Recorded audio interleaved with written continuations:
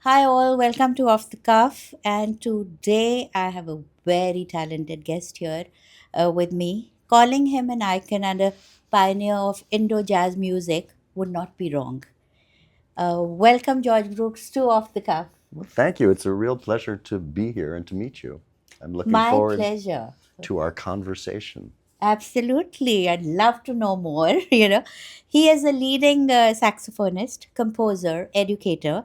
He has done significant cross cultural explorations with stalwarts of Indian classical music, including the late Zakir Hussain, Hari Prasad Chaurasia, Sultan Khan, Shankar Mahadevan, Krishna Bhatt, L. Subramaniam, V. Selva Ganesh, Kala Ramnath, Mahesh Kare, and many, many more. So that's a huge list, I have to say, of maestros in themselves. And so tell me, you've built a career bridging jazz and Indian classical music.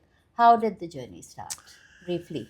The journey started really a long time ago Okay. in many ways. I Uh-huh. mean, the initial steps. Mhm. I grew up outside of New York, played saxophone in the school band starting at Oh. age 10, Mhm. not just because everybody chose an instrument. Mhm. At about 14 or 15, I was living outside of New York City. I grew up Okay. on Long Island. Mhm. I a young woman in my school who Mhm. was a pianist. I was listening at the time to like the Beatles and Yeah. popular Mhm. popular music, Mhm. but she introduced me to jazz. People like Thelonious Monk, John Coltrane. Mm. These are the icons of You're the right. of the Mhm. Western jazz Mhm. tradition.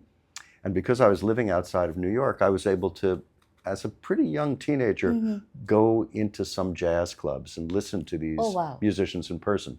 At the time, the drinking age was 18, Okay. but So you sneaked they in. weren't very strict. So Uh-huh. at 15, 14, 15, we could actually go into these clubs, Mhm.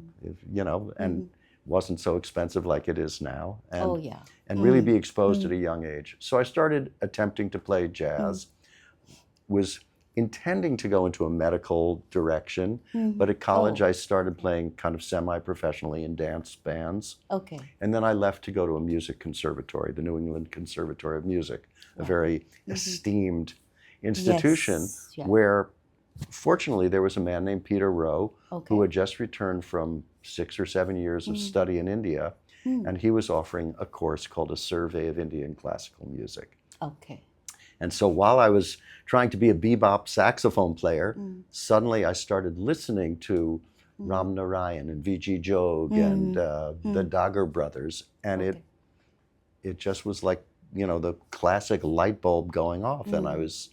said, "Wow, this is a music that's so attractive to me, Mm. and I feel Yeah. already this kind of deep connection I need to explore if Mm. there's a way for me to do this on the saxophone." Mm. So you felt connected towards Indian classical music when you heard it Kind of immediately. immediately. Immediately. And you did spend a year in India under the, Guruji Pandit Prannath ji. Yeah. Right. That was after I graduated. I Okay. had met a young woman while I was a Mm. student at the conservatory. Okay. She moved out to California. Mm-hmm. I followed her out there, Yeah. and she was going to Mills College, where Pandit Pranath was teaching. Okay. Mills College had a very forward-looking music department, Mm. and Pandit Pranath and one of his principal students, a Mm. very well-known American composer, Terry Riley, were both Mm-hmm. teaching there. Okay. I followed her out.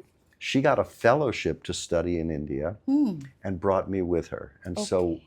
we studied Hindi before we left. We spent Mm. about 6 months studying at UC Berkeley, Mm. and with a private tutor, Rita Sahai, who you may know, a Mm. vocalist from up in the Bay Okay. Area. Mm-hmm. And so we went Mm.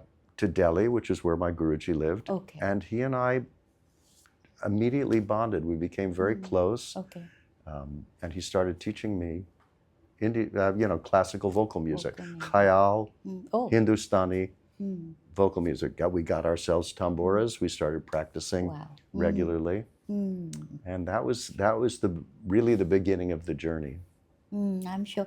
And you just named John Coltrane, right? And Yes. I looked into his profile and heard his music. It's just so beautiful. And he had a spiritual element to his music too. He There, got, I yeah, think that was a big thing yeah. that I could relate. I could relate the spiritual essence that I heard in John Coltrane Mm. with the spiritual essence that I heard in Indian classical Okay. music. They were vibrating on the same plane for me. Yeah, And I think, I could get that. And, you just had a, I think, performance with Mahesh Kade. And he also does the Abhangwari, which yes, is again, spiritual, spiritual. spiritual Yeah, base. yeah. And, I think so many musicians, I mean, if Mm-hmm. you look at Mm.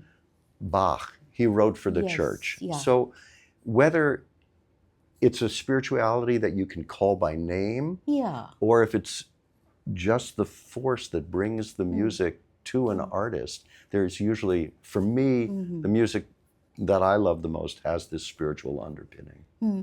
I think music itself or any art is about going inwards.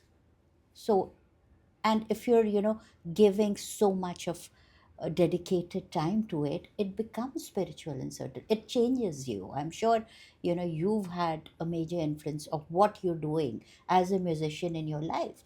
You are a changed person when you're into arts, I think. I yeah, I can't even really imagine a life that Without, doesn't have that, because yes. it's a purpose, as you Mm-hmm. said, it's looking inward, it's constantly growing, constantly Yeah. learning, Mm-hmm. and constantly searching. Yeah, tell me now, why saxophone? What drew you to it, Well, saxophone? I know it's a cool as instrument, but no, as I was saying, I started when I was 10 years yeah, old, 9 or 10 years old, yes. and initially, you got Mm, in those days, and in some schools, mm, I went to a public school, yeah. you got to choose an instrument to play in the school band. Right, I yeah. told my mother I wanted to play drums, and she was Okay. like, "Oh my God, no! You have to play it," as she could put it, a Right, right, musical right. instrument first. Hmm. And I don't think she was aware of how loud the saxophone would be, Okay. but I took to it. Yeah. And then hearing people like Charlie Mm, Parker, mm. like John Coltrane, there was a great deal of inspiration to reach towards that level of artistry. I am sure. And I know a little bit about Hindustani classical music. It has ragas, it has the komal swar and the, shuddh swar. And then there is, it's different, the harmony could be the same. Maybe improvisation is there in both jazz and Indian classical music, Yes. but it's structurally quite different, I'll say. So, how did you manage this, or a little bit about both being similar in certain ways and different? Hmm. Hmm. um, Well, I think the fact that hmm, improvisation is at the core of both Hindustani music yes. and jazz, Mm-hmm. Mm-hmm. that creates a very comfortable roadway. Mm-hmm. I think for many Western musicians, the fact that Indian music stays over one sur, one Okay. fixed pitch. There's no Mm-hmm. harmonic movement in Right. jazz. Hmm. You've got your scale, sa re ga ma pa da Ah, ni ah. sa. Sa doesn't change. No, yeah.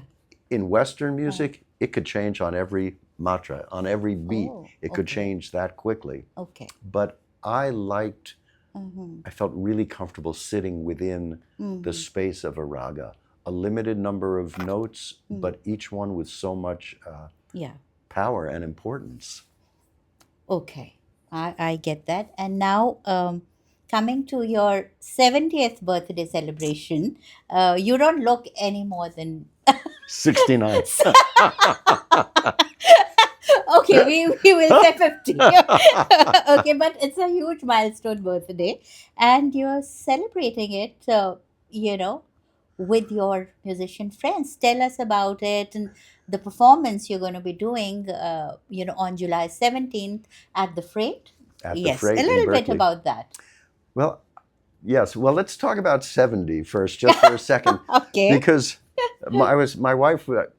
was Hmm. just saying to me, Hmm. I'm so proud of you embracing this. Okay. And, some people want to hide their age. And for me, the number is a little intimidating because Hmm. I don't really understand quite how I got here so quickly, because I feel very That's young. a good thing. Yeah, I feel Yeah. very young in my artistic growth. Yeah. I mean, you enter the world of music. You enter even just one world of music, you have many lifetimes of work to do. Very You true. enter two streams like I've done, Yeah. then I've got at least 4 lifetimes of work to do. So, Okay. so I kind of appreciate that I've arrived at this place. And to celebrate it, I am bringing in some musicians who've been very important in my development. I started working with Zakir Hussain in a serious fashion in the mid 90s. So about 30 years ago, I recorded an album with him and Krishna Bhatt called Lasting Impressions. That was released on Zakir's record label, Moment Records. 2 years after that, we did another album called Night Spinner and had guests like Sultan Khan Saab, Ashish Khan.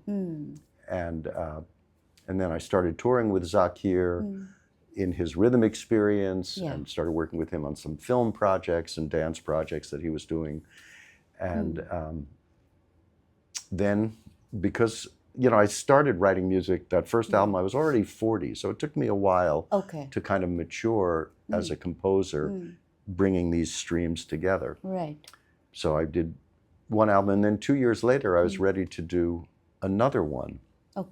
And just as I was getting ready to record, a drummer named Steve Smith, who is very well known for his work with the rock band Journey. They're kind of Bay Area icons.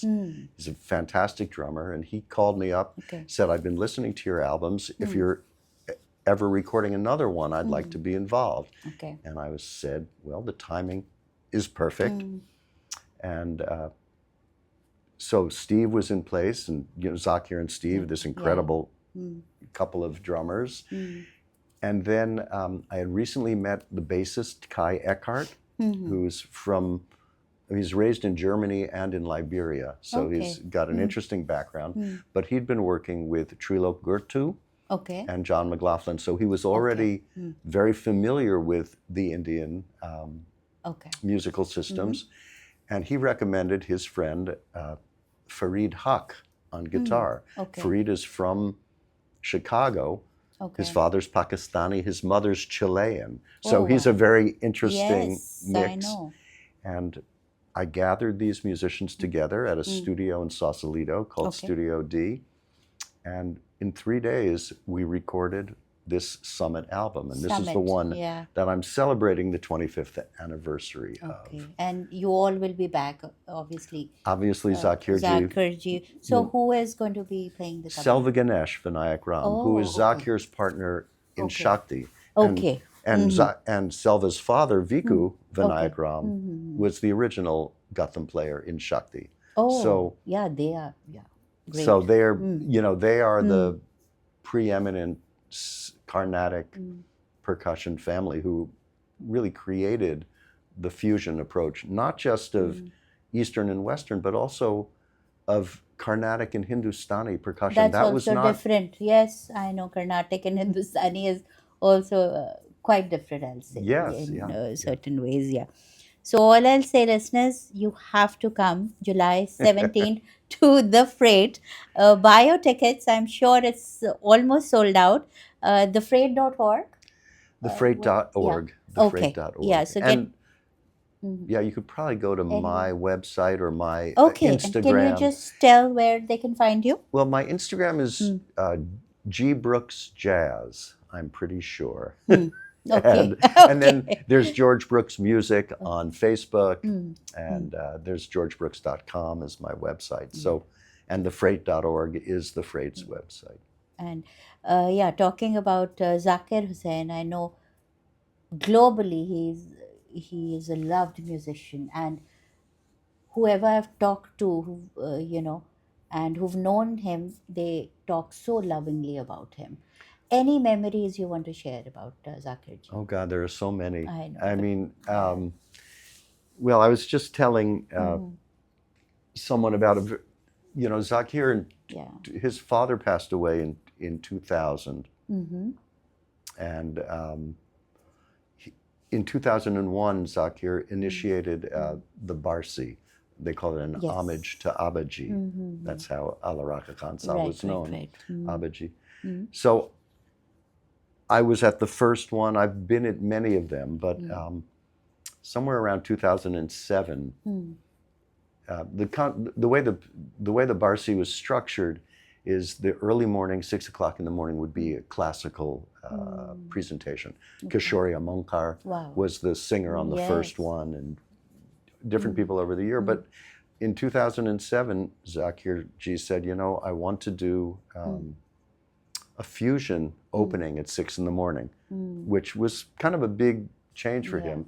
And he invited me to perform with himself, John McLaughlin, and Louis Banks, who you must know as kind of, we call him the godfather of jazz in India. In India.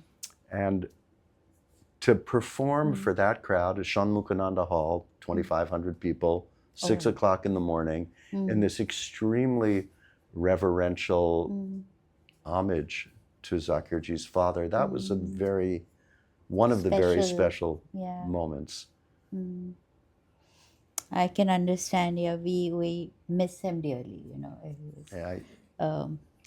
You know, anybody who's involved in Indian classical music or any kind of Indian synthesis with other music forms, it's very hard to really think without putting it through the lens of what would Zakir think, how would Zakir Ji approach this. Very true. So now coming to, you know, we are living in the Silicon Valley. It's a different, and you have traveled, we were just talking in India extensively. Yes. How do you see the difference between the audience, and especially, you know, the music collaborations you're having here, and how do you balance technical mastery with emotional expression? Those are big questions. Let's see. I'll take them in sections. Okay.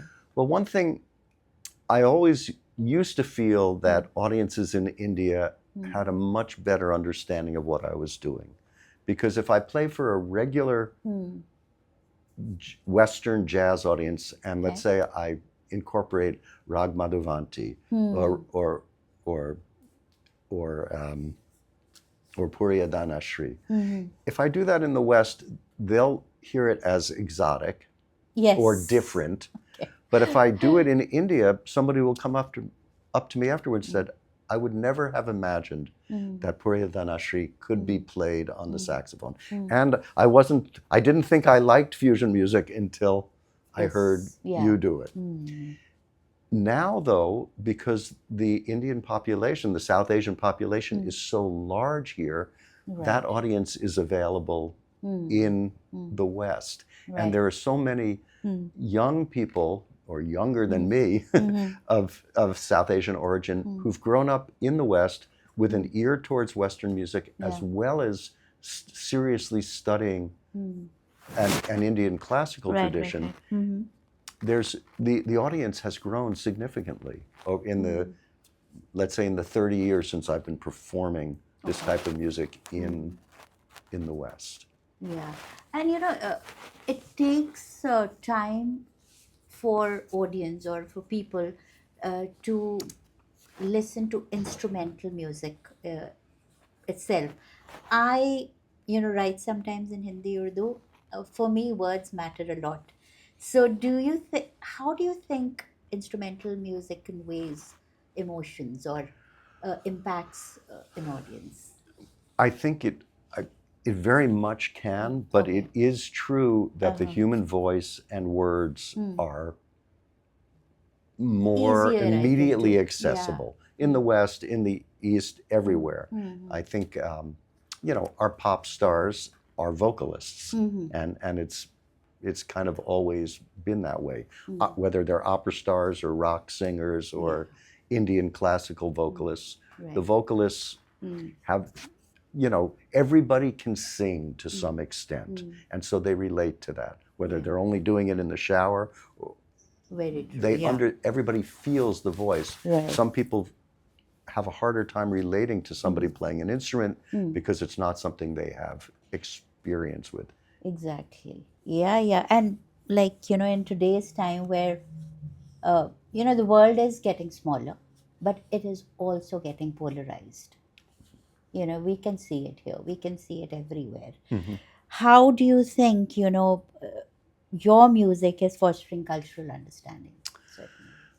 Well, you know, I love that is part of what I do, and it's been important for me to share what I know about Western music with the Indian artists I work with, especially from the older generation. Now I work with artists who both have experience Indian artists who have experience in Indian classical as well as Western. But when I started working, there was less exposure with the Indian classical artists. So I like sharing what I know about Western music with the Indian artists that I work with. And most of them are very curious and you know, I receive so much. I like to be able to give back something. Absolutely. And you were talking about John McLaughlin. And one of the CDs, you were on one of the CD, Floating Point. That was nominated for a Grammy in 2008. I think so. Yeah, so that's wonderful. Right, that kind of was the end result of this morning performing at the Barsi. That was one of the pieces. The pieces that I play on that record is called Abaji. Wow. So it's a different form of it on the recording than at the. So George, I'm looking at the time, but I wish I could go on and on. I want to thank you for coming on. Can I say one thing before? Absolutely. Well, today is July 1st, which happens to be the birthday of Pandit Hari Prasad Chaurasia. Oh, wow. So I want to say happy birthday to Hari Ji. And he is somebody who taught me how, you had asked how the instrumental music can bring that same sort of power and spirituality and depth. Listening to Hari Ji gave me a lot of that information because he's somebody who would play one note and your heart would open. And I think that is, I don't think I can articulate how we make it happen, but he showed me that it's very much possible to make it happen through a wind instrument. Wind instrument, that's, I could hear it in your collaboration. I was hearing your music and I said, oh my gosh, the sax is so much like, you were playing it like a bansuri. So, it was amazing. And one musician you'd love to collaborate with that you haven't already collaborated with? Ooh, I don't know. I just did a little small collaboration with Aruna Sairam, the Carnatic vocalist. Oh, I think I saw that video. There's a little bit. I'd love to do more with her. She was very extraordinary. Okay. I'll have to think about the other ones. Okay. And, we've talked about music, but one thing besides music that you enjoy doing in your free time? I love to cook, and I have a garden where I grow vegetables. Lovely. So the fusion that's in my music finds its way into my kitchen as well. So I'm sure your cooking food would be so delicious, just like your music. Any special dish that you can make and you enjoy cooking? So many things, but I would say my talent is when somebody else looks at the refrigerator and goes, there's nothing to eat, I can make a lovely meal. Wow, that's the best kind of talent. Creativity, improvisation. I'm sure your wife would be so happy. Thank you, George. What a wonderful conversation. Listeners, please do go to thefreight.org, catch George performing and celebrate his 78th birthday and enjoy, obviously, phenomenal music there. July 17th at the Freight in Berkeley. Buy your tickets, go to his social media or thefreight.org. Thank you, George. Perfect. Thank you so much. What a pleasure. Namaskar. My pleasure.